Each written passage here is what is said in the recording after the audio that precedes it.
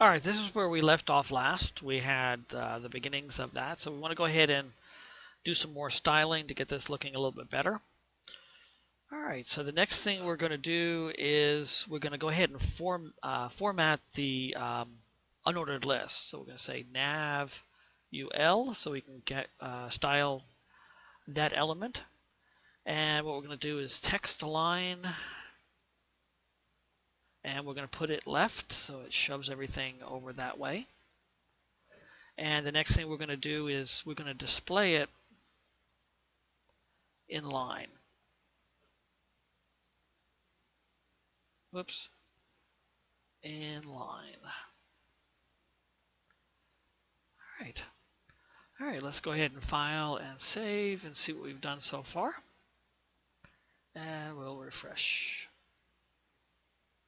All right, so now we have it all stacked up over this way. We got to push it all the way out this way. But at least we've gotten it so it's not all disjointed. All right, so let's go ahead and style a little bit more. Okay, let's go ahead and add some padding. And what we'll do is we'll make it 15 pixels top and bottom. And we'll make it 4 pixels right and left. Okay, we'll do file and save. And then refresh.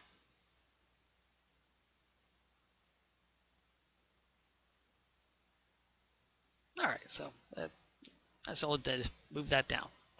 Why is contact us? Okay, that's not right either. Contact us. All right, see how contact us is outside the A. So let's move that back in. Whoops.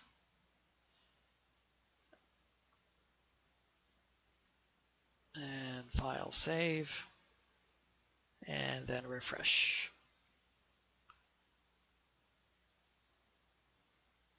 And then us is still out. Come on now. Okay, let's go ahead and grab that and put that in. Okay. File and save, and then refresh. Gosh, that thing pops up. I go ahead and pay for it, but students are still going to have to use that version that I have. All right. All right, so let's go ahead and finish up some more styles. Okay, the next thing we want to do is we'll do list style, and this is going to be none.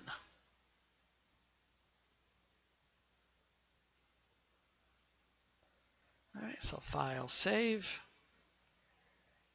and let's refresh.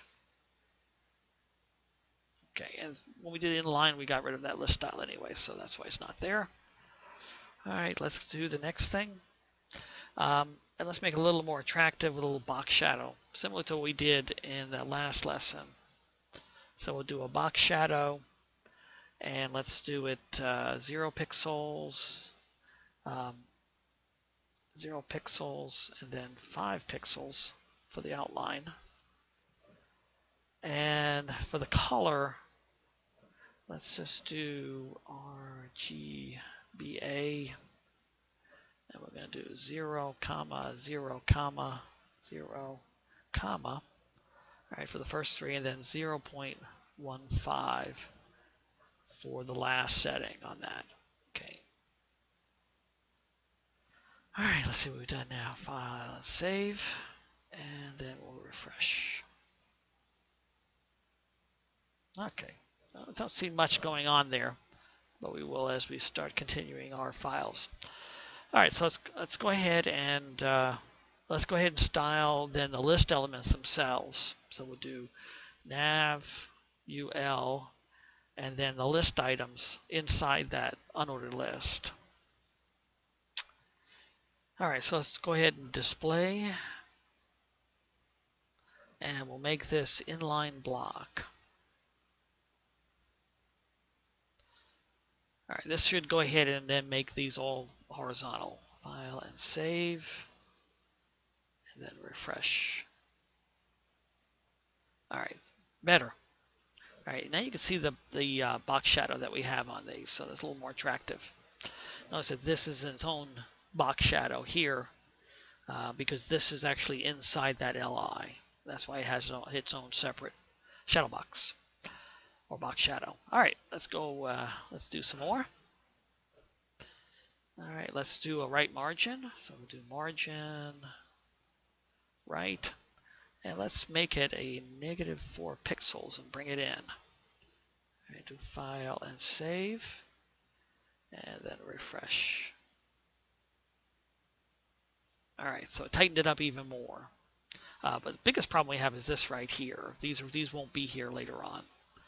All right, so let's go back. And what we're going to do is we're going to make this position relative.